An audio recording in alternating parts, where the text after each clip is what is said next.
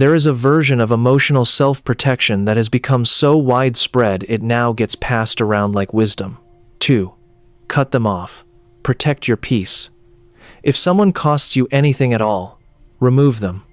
The cultural messaging around personal boundaries has, in many communities, drifted into something that sounds like liberation, but functions more like isolation. A slow reduction of the relational world to only the people who never cause friction, never disappoint, never require anything difficult from you. And the problem with that standard is that no person alive meets it consistently. Not even the ones you love most. Not even you. Psychology is unambiguous about this. Humans are not built for isolation. The research on social connection and well-being across cultures, across decades, across disciplines, consistently shows that the quality of a person's relationships is one of the most significant determinants of their psychological and physical health. Cutting people off eliminates friction. It also eliminates the specific, irreplaceable benefits of genuine human connection. And the person who keeps cutting until the circle is small enough that no one can hurt them has, in the process of protecting themselves, removed something they actually needed. The real challenge is more nuanced and more difficult than simply deciding who stays and who goes. It is the challenge of learning how to remain in a relationship with human beings who are imperfect, which is all of them, without absorbing everything they bring. Without becoming responsible for every feeling in the room, without making your internal state a direct function of everyone around you. How to stay connected without losing yourself in the connection. That is what protecting your peace actually means, and it is considerably more sophisticated than a policy of removal. The first way is learning to distinguish between conflict and toxicity. This distinction sounds obvious, but is, in practice, one of the most important calibrations available in adult emotional life. A toxic relationship is one characterized by consistent patterns of harm, manipulation, chronic disrespect, behavior that repeatedly damages your sense of self. Conflict is what happens in every relationship between two people who are different from each other, and who sometimes want different things. The culture that labels every difficult person as toxic has made this distinction harder to maintain. And the cost is real. People are ending relationships that were worth maintaining because a single instance of friction got labeled the same way as a genuine pattern of harm. Not every disagreement is evidence of incompatibility.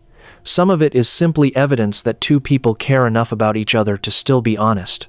The second way is understanding that availability is not the same as care.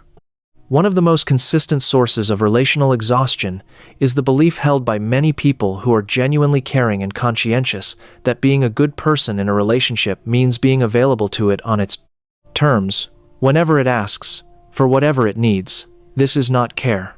It is the absence of the boundary that would make sustainable care possible. The nervous system has a finite amount of regulatory capacity.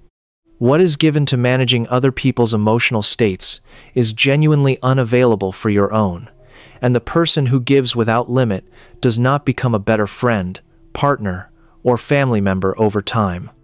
They become a depleted one. Psychologists call this emotional overload, and the healthy response to it is not the removal of the people making demands. It is the establishment of a limit on what you are available to provide and when. The third way is calibrating access rather than enforcing absence. This is the most practically useful reframe available in the peace protection conversation. Not everyone in your life needs the same level of access to your interior world. Some people are the people you call when everything falls apart. Others are the people you enjoy in specific contexts and at specific depths. Others are acquaintances whose company is pleasant and whose capacity to hold your real interior life is genuinely limited. The problem is not the existence of people in the third category. The problem is treating them as if they belong in the first place.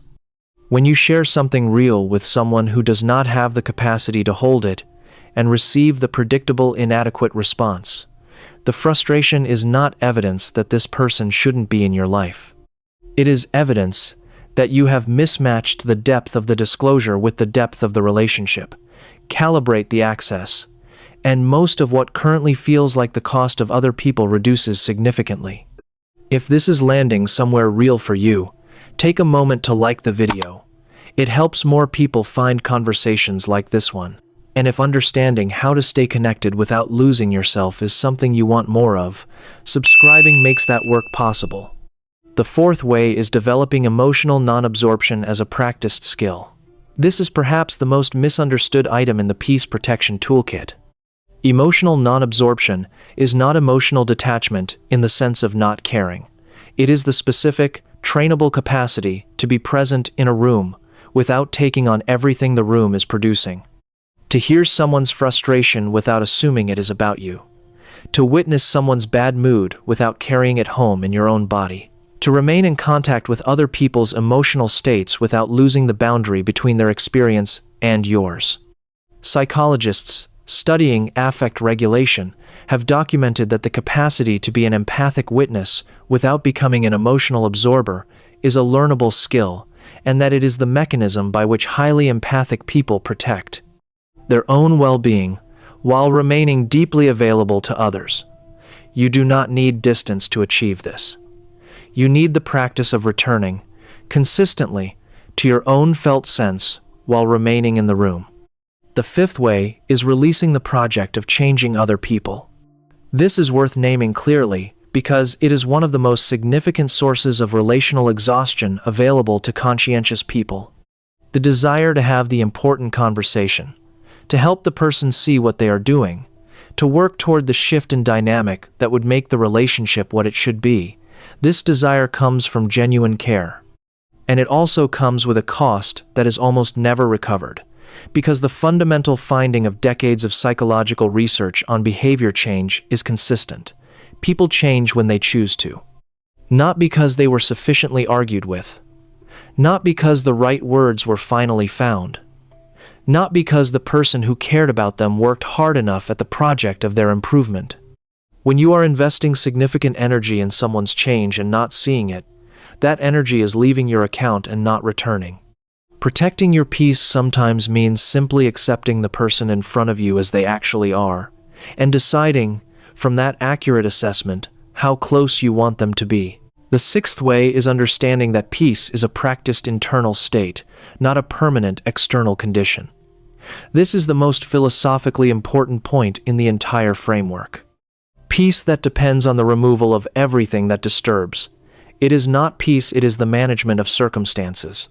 And circumstances cannot be managed indefinitely.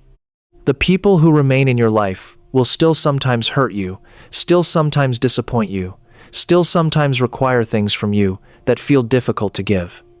If your peace requires none of that to happen, your peace is never more than one incident away from being disrupted. Real peace is something different. It is the capacity to be in contact with disruption without being consumed by it, to be affected without being defined. To remain inside the ordinary friction of human relationship, connected to a quality of okayness that other people's behavior cannot fully reach.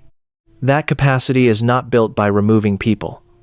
It is built by staying present with the difficulty and learning, gradually, that you can survive it without losing yourself in the process. Connection is not the threat to your peace. Disconnection from yourself is. And the work of genuine peace is the work of learning to stay connected to both, to the people who matter, and to the self that needs protecting simultaneously. Not by choosing between them, but by becoming skilled enough at the internal work that the choice is no longer necessary. Which relationship in your life do you think you have been either too quick to exit or too slow to limit? And what does that tell you about how you currently understand what your peace actually requires? Hit the like and subscribe button, and I'll see you in the next one.